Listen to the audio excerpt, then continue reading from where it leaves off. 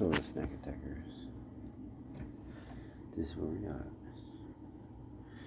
I have a left piece of leftover some Popeyes chicken. Look at that. But what we're about to do is put 2 pieces of bread in there. Alright, 2 pieces of bread in there. Some garlic bread.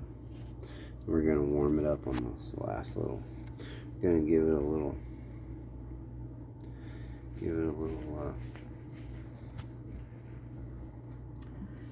warm up here.